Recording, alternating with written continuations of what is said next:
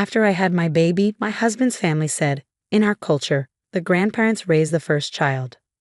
When I said no, his mother smiled and replied, then you're disrespecting our ancestors. My husband looked unsure, like he didn't know what to do. That night, I made a phone call.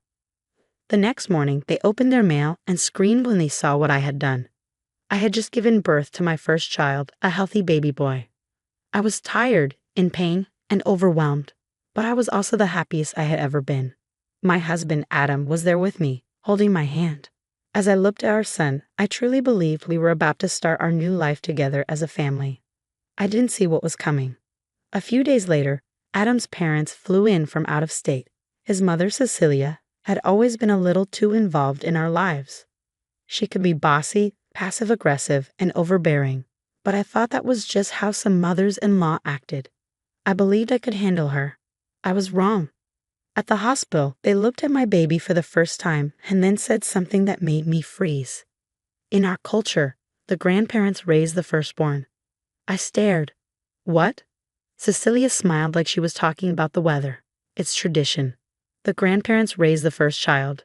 It's how our family has always done it. I laughed, unsure if she was joking, but then I looked at Adam, and he wasn't laughing. He looked nervous. I turned to him. You know about this? He shifted in his seat. I thought we'd talk about it later. Cecilia clapped her hands happily. There's nothing to talk about. We already started setting up a nursery at our house. They'll be so happy with us. My mouth went dry. You expect me to give you my baby? Cecilia's smile grew even wider. This is a great honor for the grandparents. Of course you'll still be his mother, from a distance. We'll raise him with our values and one day he'll understand. I looked at Adam, waiting for him to speak up, to say this was crazy and stand by me. But he just looked at the floor. Then Cecilia's husband, Robert, spoke. This is how it is. We don't go against family tradition. My heart pounded. Well, in my family, mothers raise their own children. Cecilia's face hardened, but her voice stayed calm. So you're refusing. That means you're disrespecting our ancestors. I felt like I was in a bad dream. Even though I was sore and weak, I sat up straighter. I don't care. Her eyes narrowed. You need to think carefully. Adam respects our heritage. He knows what's right. Adam still wouldn't look at me. My hands tightened into fists. I looked straight at him. Do you want to give our baby to them? His jaw tensed. I don't want to, but... No, I interrupted. No buts. Either you're with me or you're with them. Cecilia gasped. You're making him choose between us and you?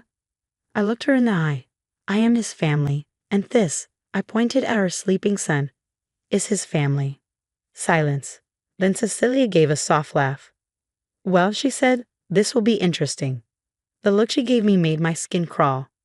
I didn't know what she was planning, but I knew this wasn't over. I was tired. I needed to rest. So I said nothing. But I wasn't dumb. I had seen Cecilia's smug smile. I had seen Adam hesitate. I had seen Robert look at me like I was in the way.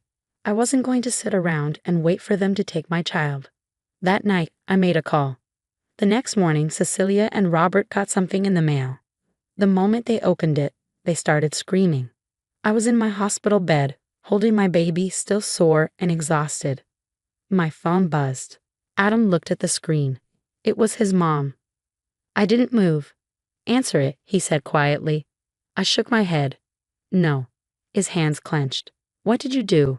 I looked right at him. What I had to. He grabbed his phone and rushed out of the room. Moments later, even through the hospital walls, I could hear Cecilia screaming. I had called my lawyer. Yes, I had one. I wasn't naive. I knew right away this wasn't just a small disagreement. This wasn't just a talk. It was war. And I wasn't about to go into battle unprepared. By the time I left the hospital, I had everything set up legally. Temporary custody papers, proof of my parental rights, and an emergency cease and desist order warning my in-laws not to come near my baby. I also sent copies straight to their house, along with a note. My son is not yours. Don't push me. Adam walked back into the hospital room, his face pale, jaw clenched. You blindsided them. I let out a cold laugh. They blindsided me when they said they were taking my baby. His voice rose. You didn't even let me talk to them first. I looked down at our baby sleeping in my arms. Then I looked at Adam. You did talk to them. You stood there and let them say it. You didn't defend me. You didn't defend him. He looked tired. It's complicated. No, I said firmly. It's not. You either protect your child or you don't. The room went silent. I didn't recognize him anymore. The man I married would have never let this happen. But I couldn't focus on that. I had a newborn to protect. We went home the next day. I locked every door, checked all the windows, twice. Maybe I was being too careful. I didn't care. Then, 2 days later, Cecilia showed up. She was at our front door, Robert next to her. This time she wasn't smiling. I just want to talk, she said sweetly. As a family. I crossed my arms and stood in the doorway. We have nothing to talk about. She let out a big sigh. You're acting like we tried to kidnap him. I blinked. You literally said you were taking my baby. Robert frowned. It's okay. My stomach turned. Get off my property. Cecilia's smile faded. Adam, she said, turning to him. Her voice turned sugary. You're going to let her talk to us like this? Adam shifted uncomfortably. Maybe we should just hear them out. I cut him off. They think they have a claim to our son. You really want to hear more of that? Cecilia's face hardened. You can fight this, she said, but you won't win. I lifted my chin. We'll see. She forced a smile. We'll be back. I slammed the door in her face. That night, I couldn't sleep. Every sound outside made me jump. Every shadow made my heart race. I held my baby close. Adam sat up in bed. You need to make peace with them, he said. I turned to him slowly. What did you say? They're not going to stop, he said, rubbing his face. They're serious about this. So am I, he sighed. They're doing what they think is right. I stared at him shocked. You agree with them? I'm saying it's their tradition, he said quietly, and we knew that when we got married. I couldn't breathe. So you think I should just give them our baby? He looked torn, then stood up and grabbed a bag. I'm going to stay at their place for a few days, he said. I need space to think. My blood ran cold. What? It's just too much right now, he said. I need time. You're leaving us. My voice cracked, but Adam wouldn't look at me. I watched him walk out the door, and in that moment, I knew this wasn't just about his parents anymore. This was about him, and I had just lost him to them. He didn't come home that night, or the one after. At first, I told myself he just needed time. Maybe he'd come to his senses. Maybe he'd realize he was wrong. But on the third day, I woke up to a message from him. We need to talk.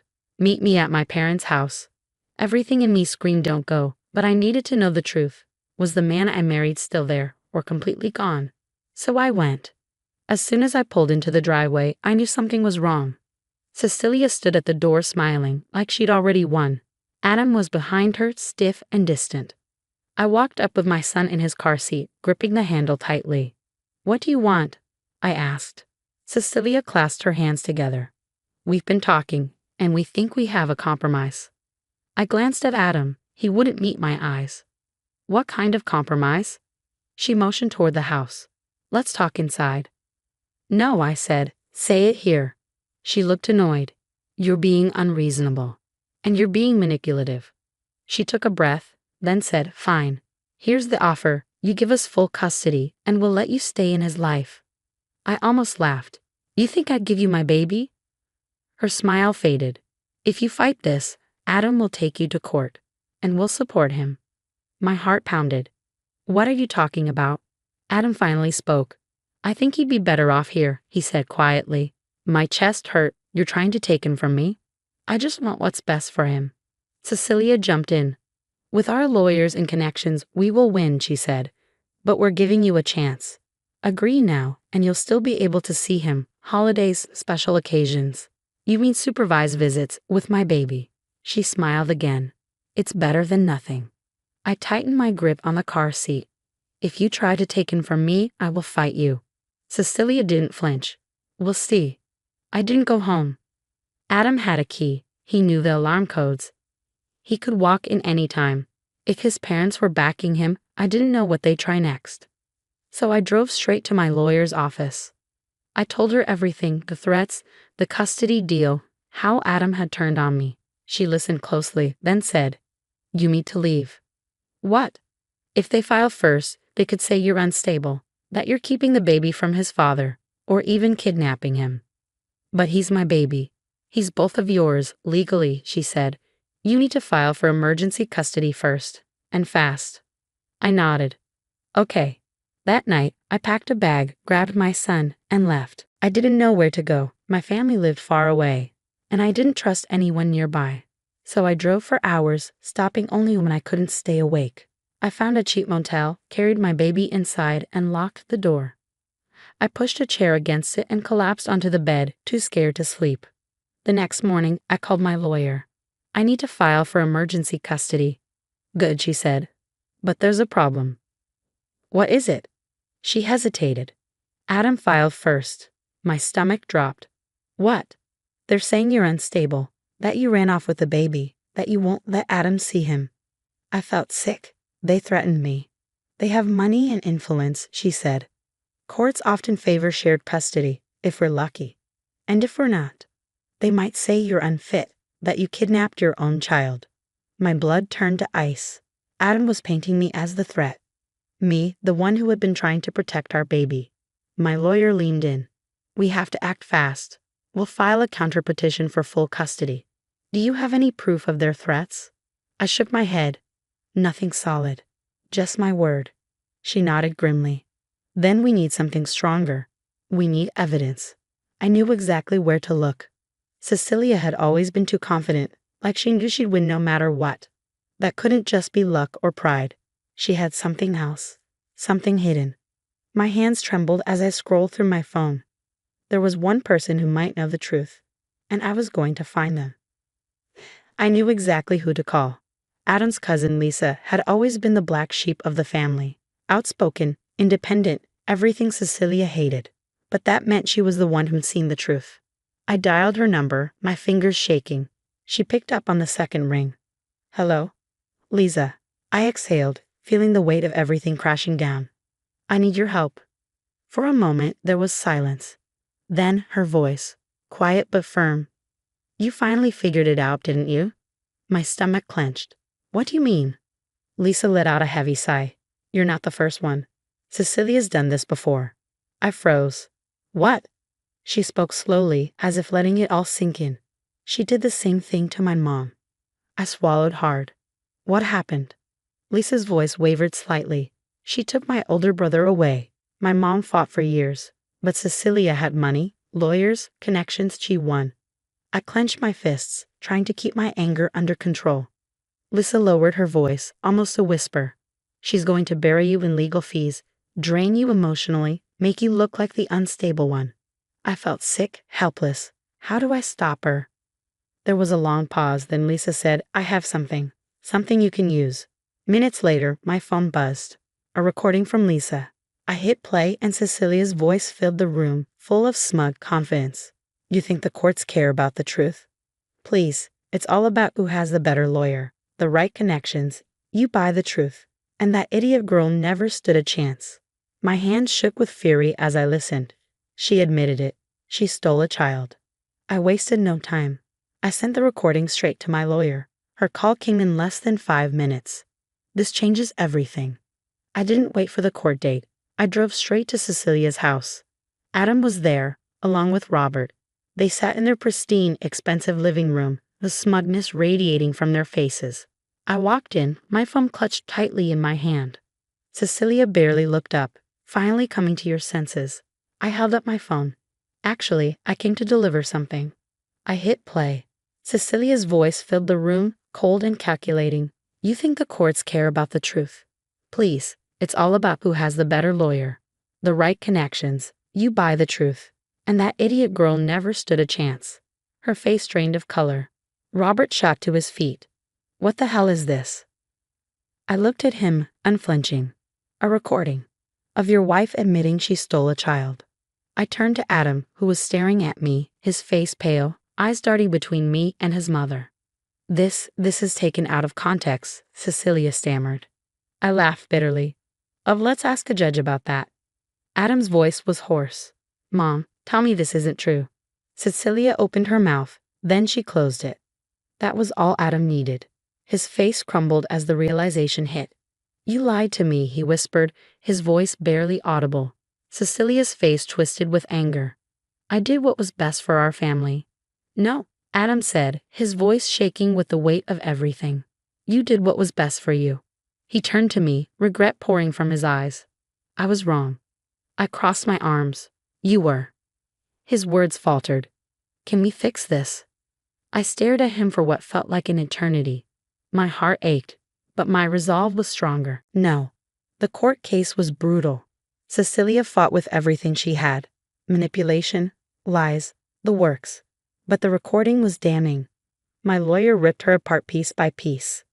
In the end, I won. Full custody. Cecilia was barred from seeing my son, and Adam got supervised visitation. Barely. He tried to apologize, begged for another chance. But I had spent too much of my life waiting for him to stand up for me. I wasn't going to waste any more time. A few weeks later, Lisa called. I don't know how you did it, she said, awe in her voice. But you beat her. I looked down at my son, sleeping peacefully in my arms. This was what I fought for, and it was worth every battle.